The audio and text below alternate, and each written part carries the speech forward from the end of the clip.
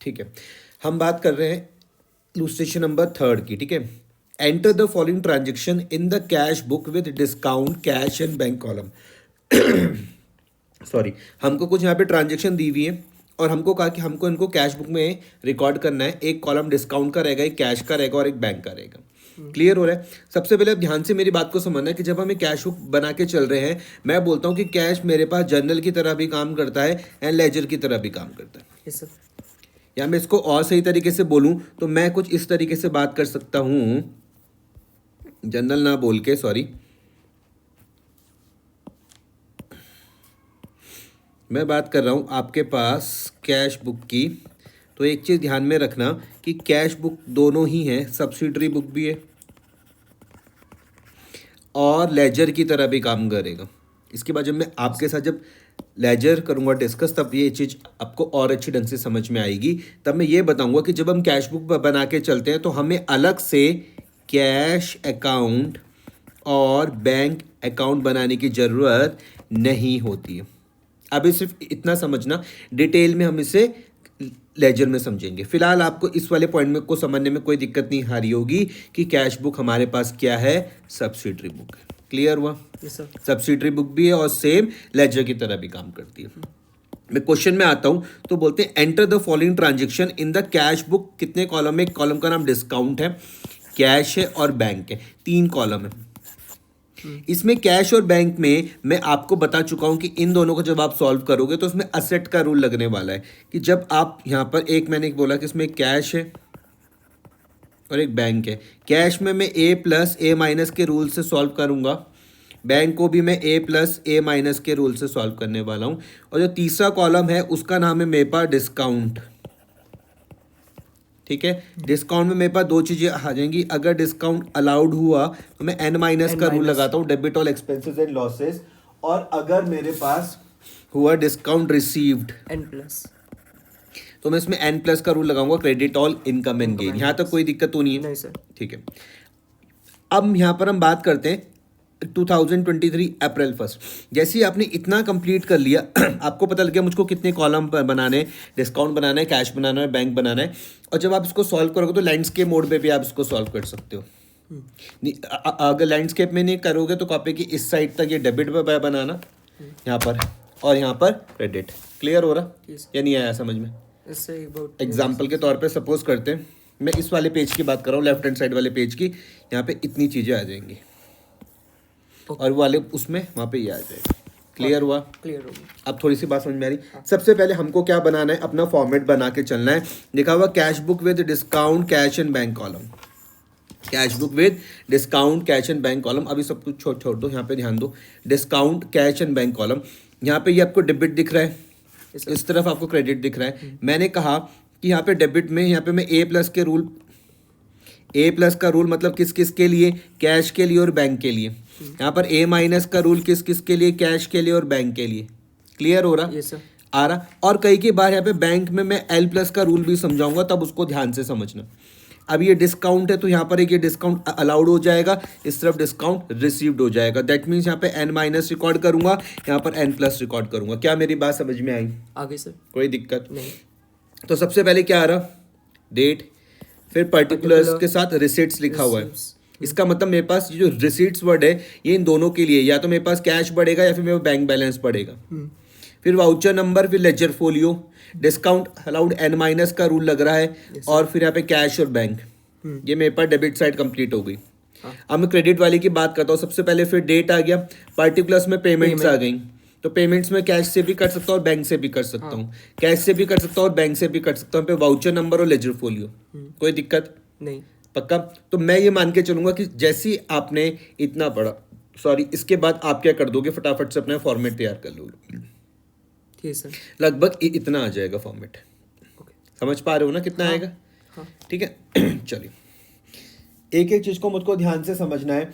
सबसे पहले 2023 अप्रैल 1, सबसे पहले लिखा हुआ कैश इन हैंड। ये मुझको क्या बता रहा है कि अप्रैल 1 में मेरे पास कितना कैश है, 6200। 2023 अप्रैल 1 कैश इन हैंड, ये मुझको क्या बता रहा है कि अप्रैल 1 में मेरे पास ओपनिंग कैश कितना है, 6200। तो मैं इसको बोल रहा हूँ ओपनिंग बैलेंस। यस। नोट्स बनाओगे किस तरीके से बनाओगे आप इसके, तो मैं बच्चों को कैसे करके समझाता हूँ। मैंने कहा कि भैया कैश इन हैंड, अभी से यहाँ पे देखते रहना, ठीक है। मैंने कहा कि कैश इन हैंड, कब की बात करी मैंने, अप्रैल 1 की बात करी। फिर मैंने कहा ये क्या है मेरे पास, मैंने कहा मेरे पास ओपनिंग बैलेंस है। कौन सा बैलेंस है? Opening balance. और अगर आपको ध्यान हो तो ये जो कैश होता है ये क्या होता है, असेट होता है। तो ओपनिंग बैलेंस ऑफ असेट मतलब ए प्लस। तो लिखने का तरीका क्या होता है इसका, इसको हम लिखते हैं to balance brought down. Clear हुआ या नहीं हुआ? यस हो गया। पक्का? हाँ।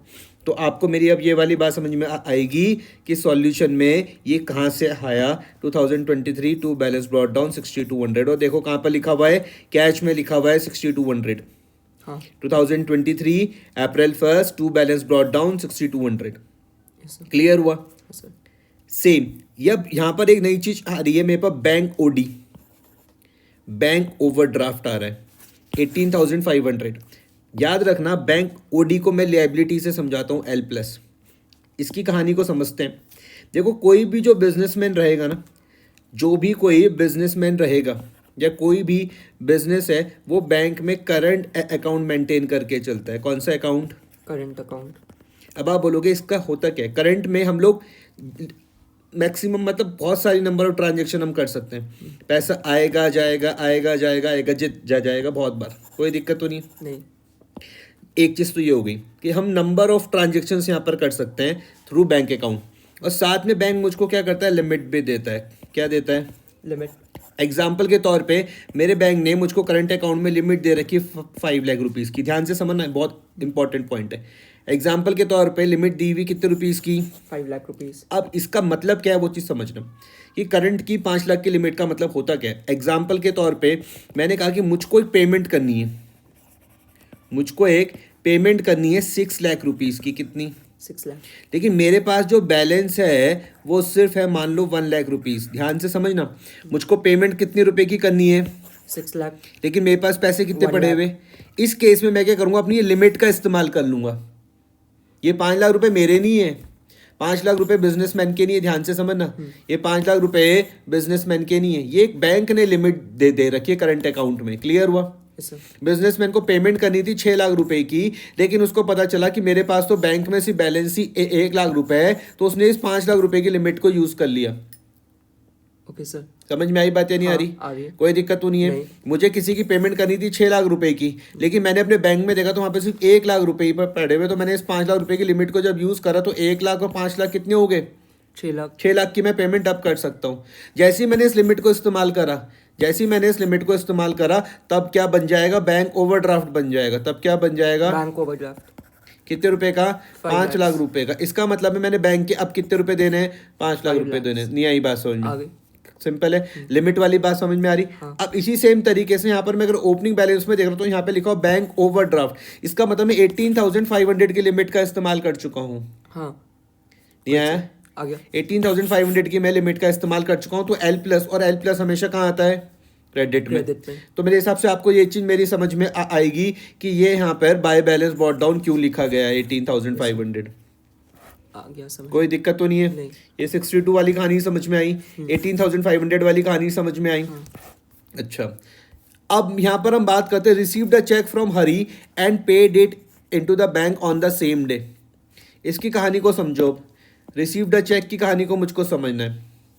देखो ये है मेरे पास बिजनेस, मैंने कहा कि ये मेरे पास बिजनेस है, और ये है सामने मेरे पास कौन? कस्टमर सपोज करते हैं, जिसको मैं डेटर के नाम से भी जानता हूँ। क्लियर हो रहा? Yes, sir. बिजनेस, ये कौन है सामने? कस्टमर या डेटर। यहाँ से मुझको मान लेते हैं पेमेंट मिलती है किस में? चेक में। किसके केस बता रहा हूँ मैं? चेक में। चेक में। समझ में आया?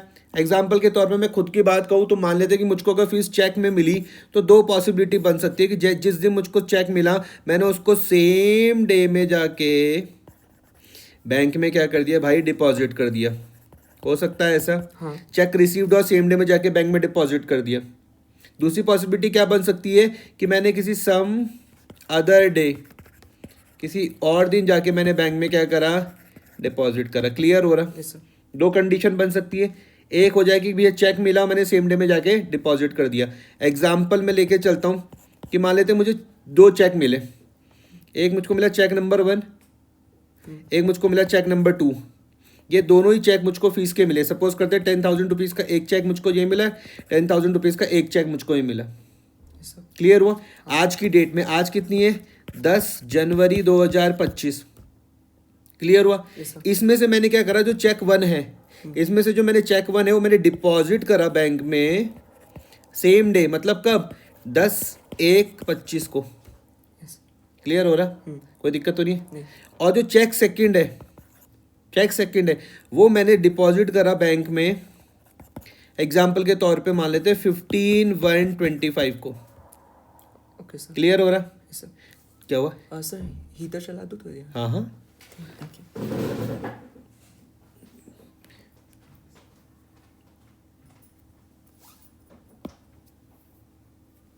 तो एक था मेरे पास चेक 1 और यही सेम डे में 10/1 को क्या हो गया, डिपॉजिट हो गया। लेकिन अगर मैं बात कर रहा हूँ किसकी, चेक नंबर 2 की, तो 10,000 का था, रिसीव्ड कब हुआ, 10/1/2025 को, लेकिन डिपॉजिट कब करा मैंने, 15/1/2025 को। तो ये समझना है इन दोनों को ध्यान से। Okay, sir.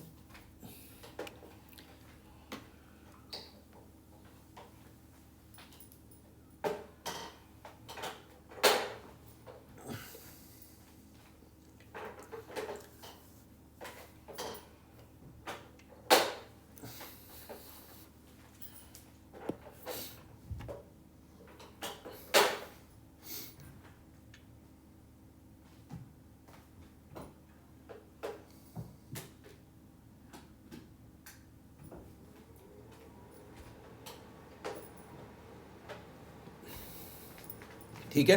हाँ. मैंने कहा मैंने कहा केस आप यहाँ पर कुछ इस तरीके से समझो, ये मेरे पास बिजनेस है और मुझको जो अपने कस्टमर या मैं बोल लूँ डेटा से जो मुझको पेमेंट रिसीव हुई चेक में हुई, मैंने कहा 2 केस बन सकते हैं। मुझको चेक मिला और मैंने सेम डे में जाके बैंक में डिपॉजिट कर दिया। हाँ. मुझको चेक मिला लेकिन मैंने किसी और दिन जाके बैंक में डिपॉजिट करा। 2 केस बन सकते हैं।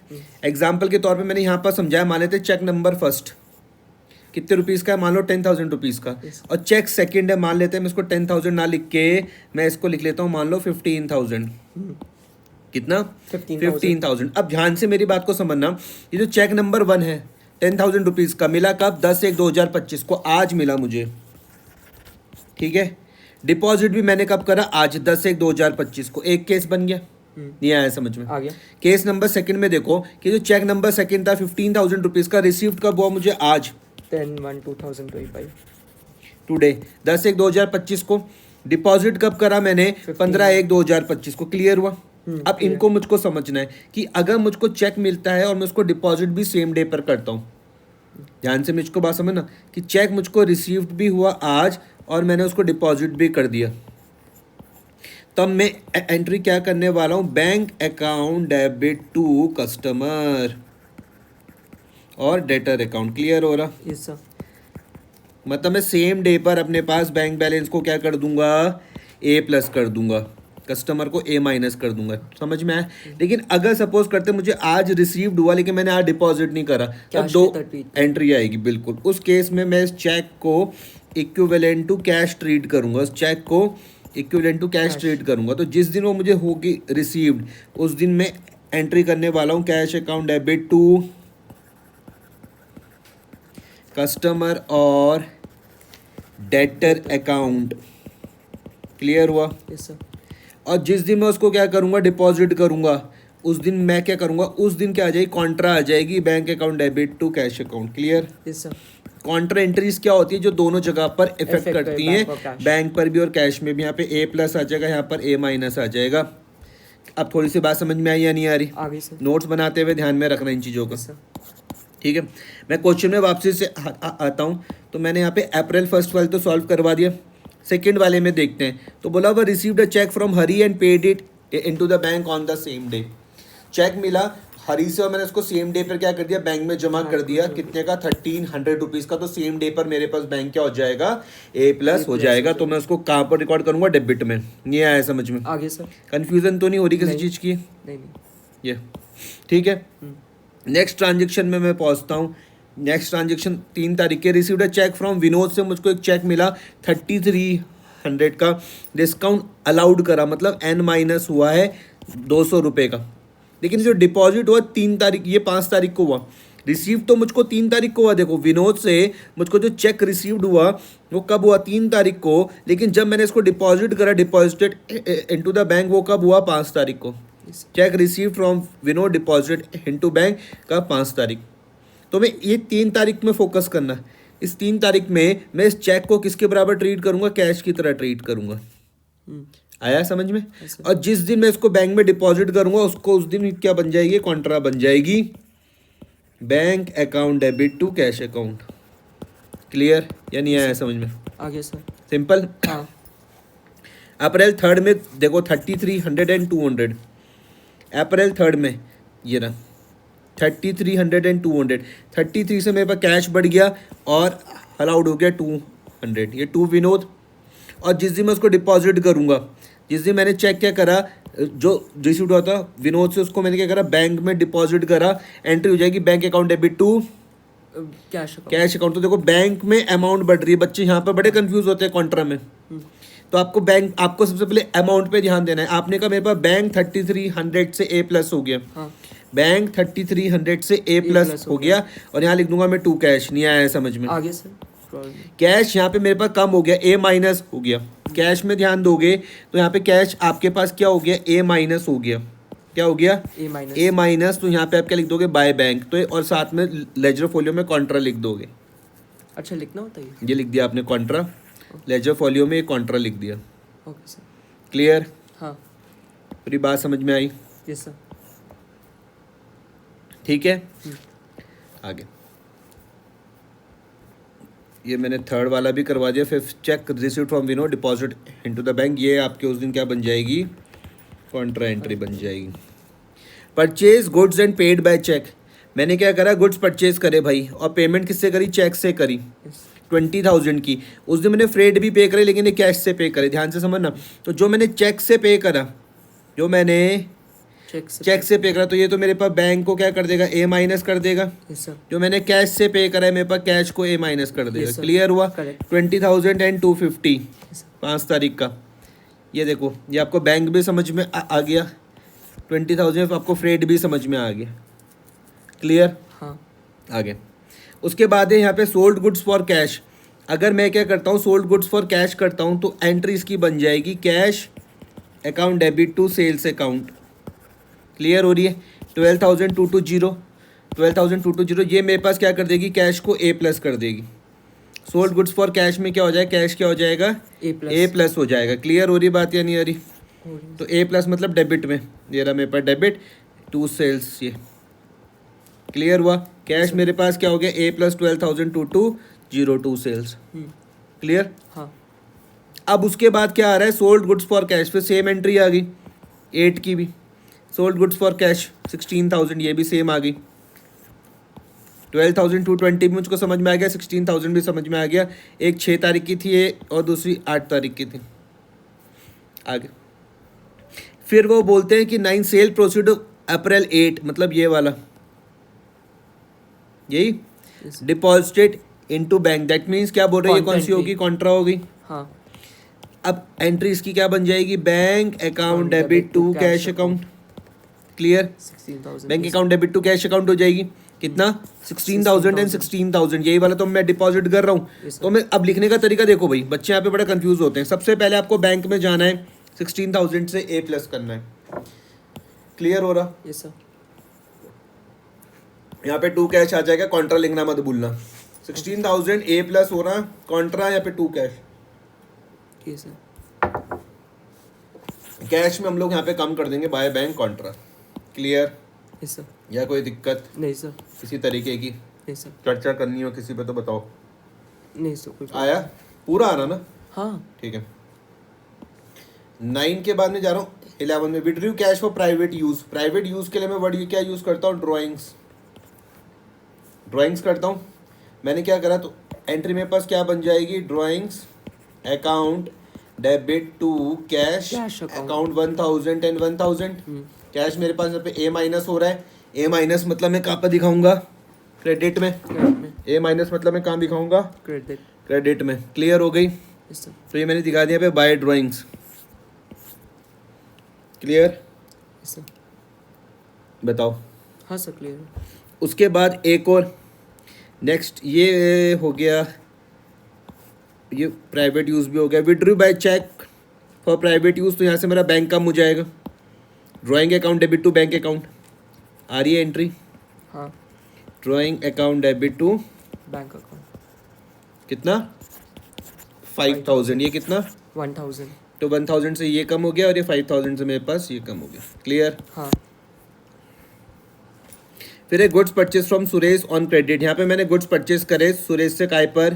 क्रेडिट पे परचेज करे, तो क्रेडिट वो यहाँ पे रिकॉर्ड नहीं होगा। नहीं आया समझ में? सब्सिडरी बुक करा दूँ?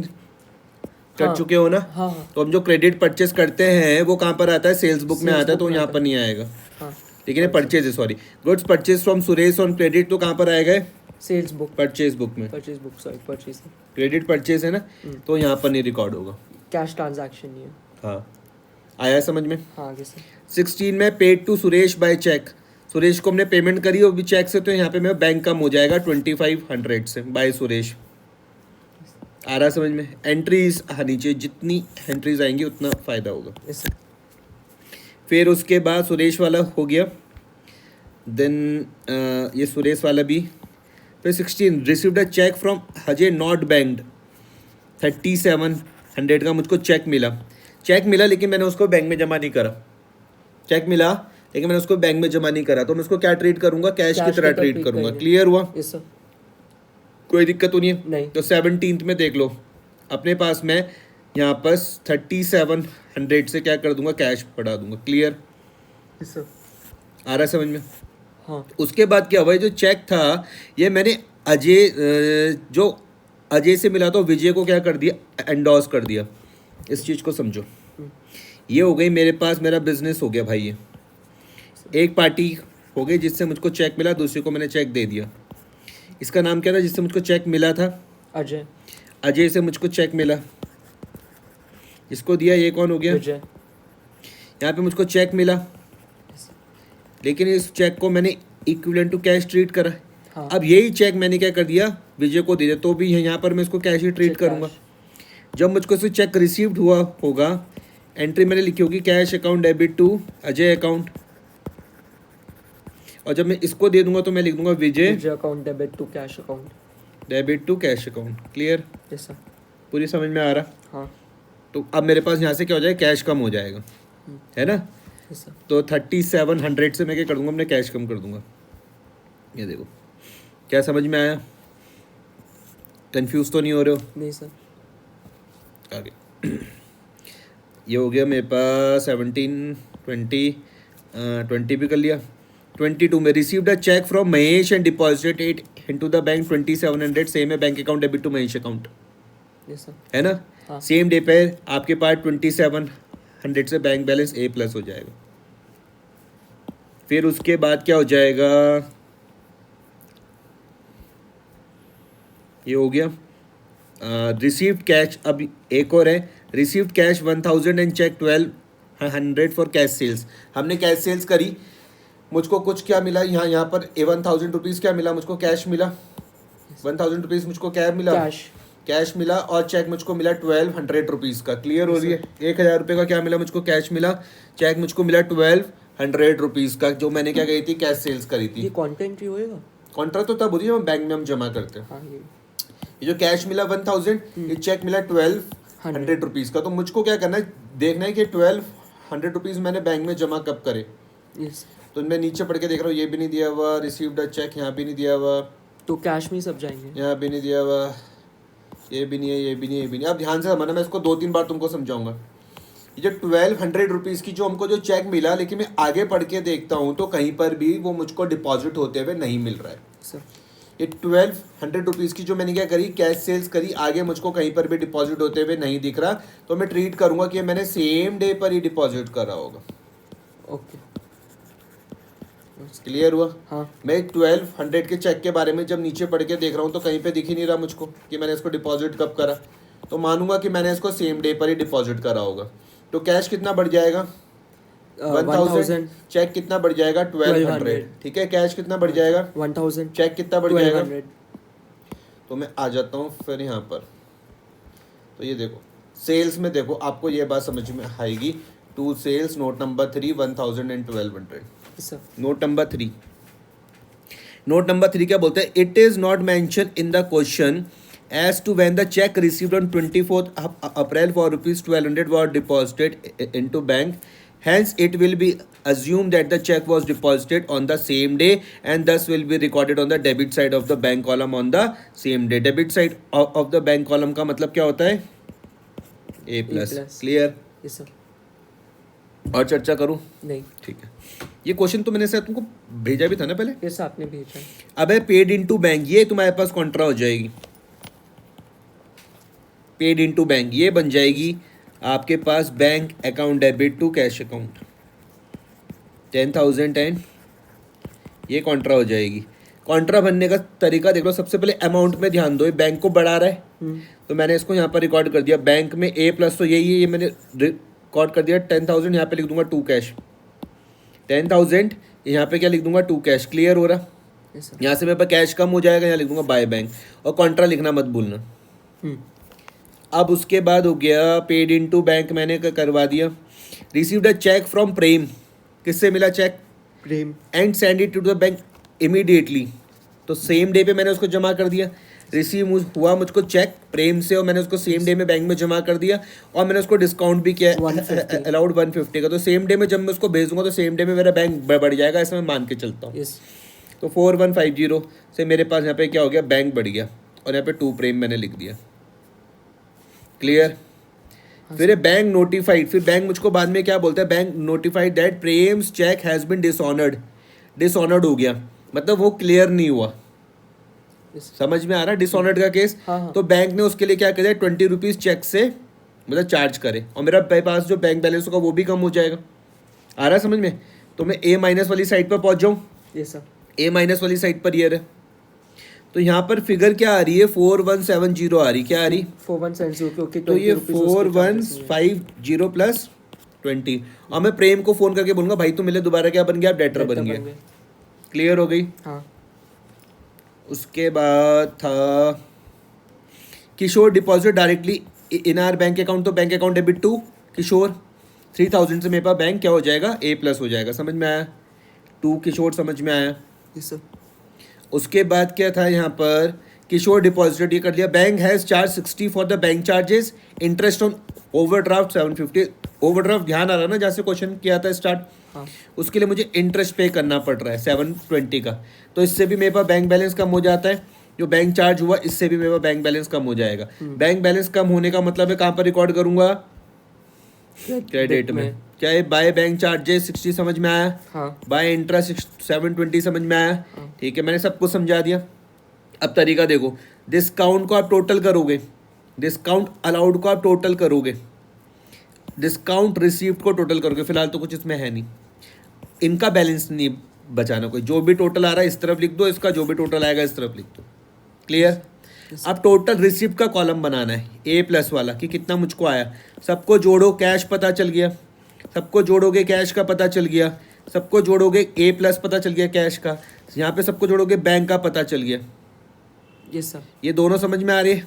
हाँ। अब ये दोनों तुम्हारे पास A- हो जाएंगे। कितना मेरे पास से कैश गया, कितना मेरे पास से बैंक गया, कितना मेरे पास से कैश गया, कितना मेरे पास से बैंक गया। कोई दिक्कत तो नहीं? अब सिर्फ कैश में ध्यान देना। अब सिर्फ कैश में ध्यान देना। कितना पैसा आया, कितना पैसा गया। ये मेरे पास इतना पैसा आया, इतना पैसा गया। तो दोनों में से जो भी बड़ा होगा उसको मैं दोनों तरफ लिखूंगा। एक बीच में लाइन छोड़ देना, एक बीच में लाइन छोड़ देना, एक बीच में लाइन छोड़ देना।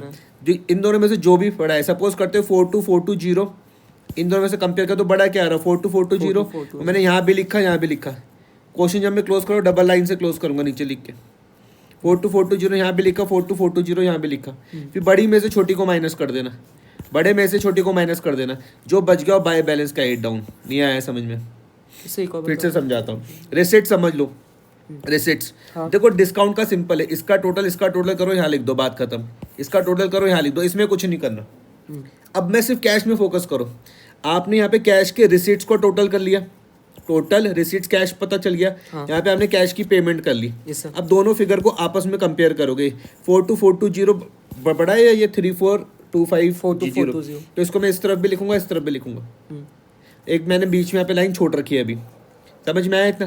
फिर बड़ी में से छोटे को माइनस कर दूंगा, बड़े में से छोटे को माइनस कर दूंगा, बड़े में से छोटे को माइनस, कर देंगे। जो बच जाएगा by balance carry down. Okay sir, नहीं आया है समझ में?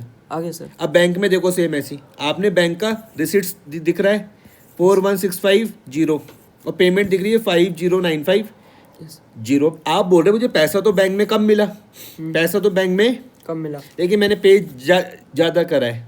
जो साइड बड़ी उसको दोनों तरफ लिख दो, 5095 यहाँ भी लिख दिया, यहाँ भी लिख दिया। बड़ी में से छोटी को माइनस करोगे, जो बैलेंस बचेगा वो यहाँ आ जाएगा, टू बैलेंस कैरी डाउन। समझ क्लियर? Clear sir. आ गया? हाँ। एक और स्टेप, ये जो यहाँ पे ये है तुम्हारे पास टू बैलेंस कैरी डाउन, ये तुम्हारे पास याद रखना कौन सा बैलेंस है, क्रेडिट बैलेंस है। कौन सा बैलेंस है? Credit balance. ये जो यहाँ पर है बाय बैलेंस कैरी डाउन, ये कौन सा है? डेबिट बैलेंस है, याद balance। रखना, ठीक है? यस। अभी क्रेडिट बैलेंस कहाँ जाएगा? क्रेडिट साइड में चल जाएगा। ये डेबिट बैलेंस कहाँ जाएगा? डेबिट साइड पे चल जाएगा। डेट का ध्यान देना, ये क्या था? अप्रैल 30। ओके ये मुझको क्या बता रहा है? क्लोजिंग बैलेंस बता रहा है। टू बैलेंस कैरी डाउन 1 तारीख को क्या बन जाएगा? By balance brought down 9300। Yes sir. और यहाँ पे बाय बैलेंस कैरी डाउन 8170, ये भी यहाँ पर आ जाएगा, to balance brought down 8170। Clear हुआ? क्लियर। अब नोट नंबर 3 तो मैंने डिस्कस कर लिया था।